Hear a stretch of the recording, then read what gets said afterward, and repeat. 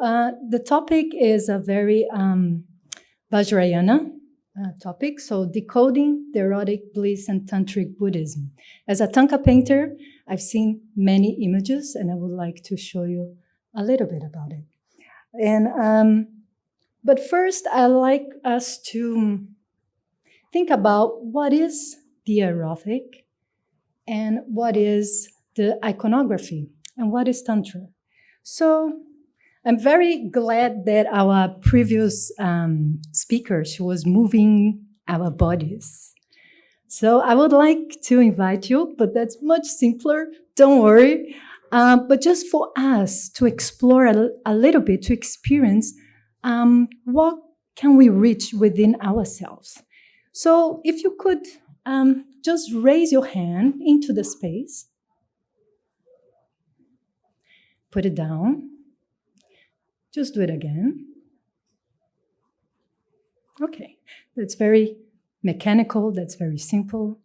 Now I will add imagination to it, which is a big thing in Tantra, is the practice of visualization and imagination. So now you're going to raise your hand again, but you're going to imagine that you are licking the space as if space was ice cream. You can almost feel the sweetness. And then you put it down again. And what a nice ice cream that space is. And then life can be much better that way. And it's so simple in the sense that this is within us. So it's not what I do, but how I do it. So when I talk about the erotic, is how I deal with life, how you can say so, how I make love with life, how I penetrate space, and how I let light penetrate my mind. So you have all the time relationship with life, engagement. And this is the moment when you fall in love with the world. And only from love you can feel compassion, real compassion, and want to engage with wisdom so you can really benefit others. But you have to feel it.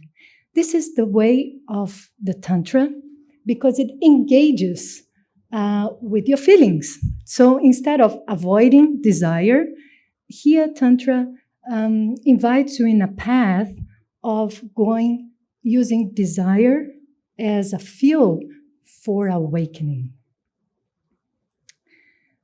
So having an erotic vision towards life, experiencing bliss right now and not as something to attain through concept, it can happen right now. I can right now have a step forward and imagine that ice cream again, or a mousse, or, so then, like dancers have to do that. So is that engagement, is aliveness. We are here because our parents loved each other. So opposite of renunciation in the ordinary form, it is the art of deeply engaging, connecting, and transcending through it, rather than opposite. So having understood the erotic as an energy that moves, and that's within us, it's available, and it can be awakened by doing anything, just by looking how the light, the angle that the light comes through the window, that can be very erotic. So I want to bring the erotic meaning in that sense, is how you see it. Especially when we talk about sexuality, animals have sex, but does it mean it has the erotic, it has the loving, so it has the power of imagination as well. So to start in this path, first let's just make it clear what do human beings feel. They, like without effort, we all suffer. It's easy, It's easy. I doubt something, I doubt myself, I doubt the love of others, I get attached, I get confused. So I see that no effort, I can really see my pain, my suffering. And the suffering can be the door to go through it. So it is, for example, studying my ignorance. By analyzing my own ignorance, I can come to the other side and find wisdom. So it's very easy. You start with the poison and transform as an antidote. So if we think of the moments that we most felt happy in our lives, blissful, it is the moment that, we felt loved, or we felt connected to others, especially. You feel this union. It can be an outer union with our family or loved ones or with nature, or within us. It's balance. So is when the barriers of separations dissolve, and this is called union. So in Tantra, how to experience union? We can imagine it as, putting very simple, outer union. So it's the engagement, the physical engagement. It can be with your partner, or it can be with loved ones. Just the matter with nature. So you're having that lover to have as a tool for you to feel. So it is the path of emotions. So not wanting to avoid, but wanting to harness them. And then the inner union is when you realize that you don't need actually the other, because all what you're feeling, all this energy rush is within you. And when you realize that, yes, you can be celibate, you can be a monk, you can be a nun, and nourish this energy within you. The secret union is when you feel that union with the divine meaning whole nature, the universe. You're not separate with it, from it. So this is the path of love. So Tantra uses all the stages of union for completion, that sense of completion. Tantra embodies the practices that promotes all levels of union. And when we see in the iconography, it's very important that we know, that we understand that Tibetan iconography, it's spiritual anatomy of my own self. So when I'm looking at a tanka, I'm gonna put here. No, when I'm looking at a tanka painting, soon I will show, I'm looking at my own mirror. So it's not that it's external deities in sexual union, but it's my own wisdom and compassion united. My own bliss and emptiness united within me.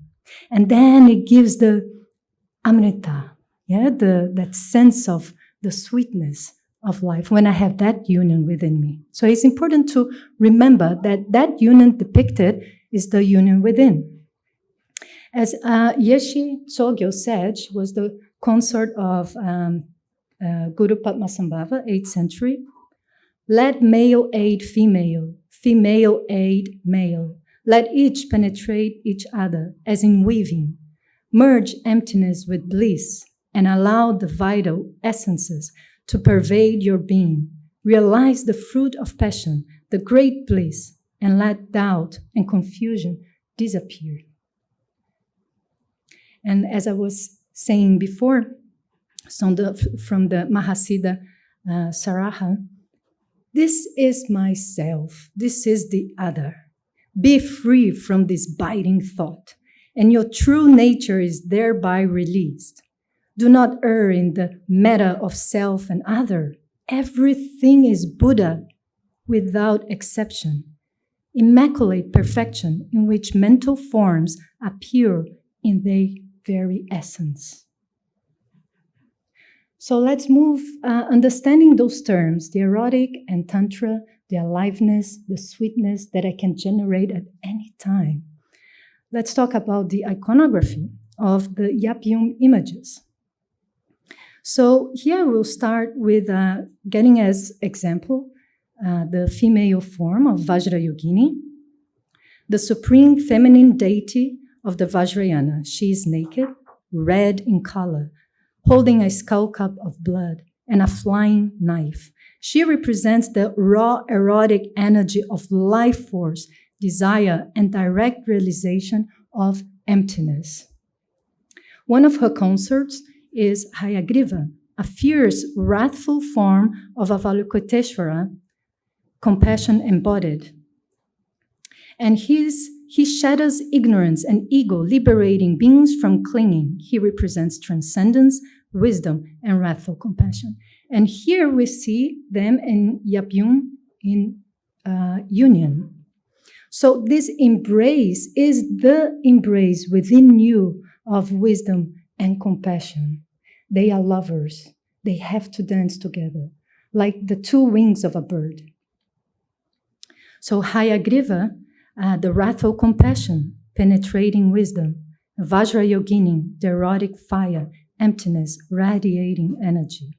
So together they symbolize compassion and wisdom and indivisible union, which is the tantric definition of awakening.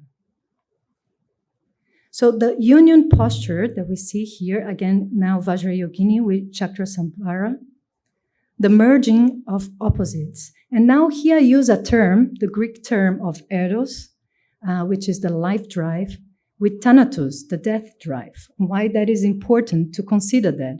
And I think in many traditions they were talking about the life force and death force being also in battle within us, and how do they work? So in orgasmic release, there is both supreme aliveness and a tiny death. The ego, for a moment, dissolves. Tantra embraces that dissolution, not as annihilation, but as liberation. And the implements, as you see, Vajrayogini is holding a flying knife and a kapala, a skull cup. This reminds us that the erotic bliss is inseparable from mortality. The skull is death, the nectar within is bliss. The knife cuts attachment, freeing desire into awakening. So let's just pick a little bit more about Eros and Thanatos, the idea of the life. You see, Eros seeks union, pleasure, continuity, creation, recreation. He wants to love, he wants to engage, he's curious, he's alive, he loves the world. Thanatos seeks release, rest, non-being, a return to the origin, death. So in this view, desire and death are not opposites, but complementary drives shaping human existence into a celebratory dance of two. And it's very interesting because the moment, and talking about death, what is the moment that we allow ourselves, that self, that ego, to dissolve? You surrender completely control for a lover or for the divine or for nature. Is that moment when you forget yourself, right? Is when you feel, I can feel existence penetrating me. I'm here, I'm alive. And then when you think again, oh, I have to do this and that, you restrict yourself again. So that death is so important in the path of Tantra. So that's why it's by allowing that death of the self that you come to the sense of what they call emptiness. And it's from that empty stage, that vast stage of emptiness, that bliss can dance. So you see, when we see those images then, like here, this is what symbolizes. So of course, there in Tibet, you do have the actual outer Tantra, which you do practice with concert, but this is the first shell. What you're trying to attain is that union within. And it's available all the time. You don't need somebody else. You have existence, and you are within it. So Tantra brings these two together in the erotic embrace. Bliss arises precisely when the ego dissolves. The so-called little death of passion mirrors the great death of the self, revealing that is in surrender we touch the eternal. Erotic bliss is thus not only life-affirming, but also a preparation for death, the art of dying into freedom. So very interesting, because in basically every tradition, from Christianity, the mystic saints, from Rumi codes, we're going to see here, and the philosopher Raida Bataille also, everybody talks about that surrender to death and having that bliss moment, but through love of the divine. So you are transmuting that love that you experience and transmuting to the divine, which is inseparable from you and I. So when I'm in union with the divine, I am in union with you. So here a quote from the Hevajra Tantra, that by which the world is bound, by that same energy it is released. By Bataille, eroticism is the approval of life even in death. By Kabir, a Sufi poet, when the soul meets the soul, there is no more you and I. There is the death that leads to life. By Rumi, die before you die, and you will be awakened. By St. John of the Cross, a Christian mystic, I die because I do not die. And then by Mirabai, also a Hindu mystic, I am dyed in the color of my beloved. Every part of me is soaked in him. When I die, I will only be in his arms. So erotic bliss is not just pleasure, but a rehearsal for the dissolution of death itself, a momentary experience of boundary loss, surrender, and timelessness within oneself. So this is what I could wrap for today. And I just invite you to let life enter you. It's available all the time. And this is the path. Yeah. So it's available right now. So thank you so much for this space. Thank you again, Buddhistdoor, too. Thank you.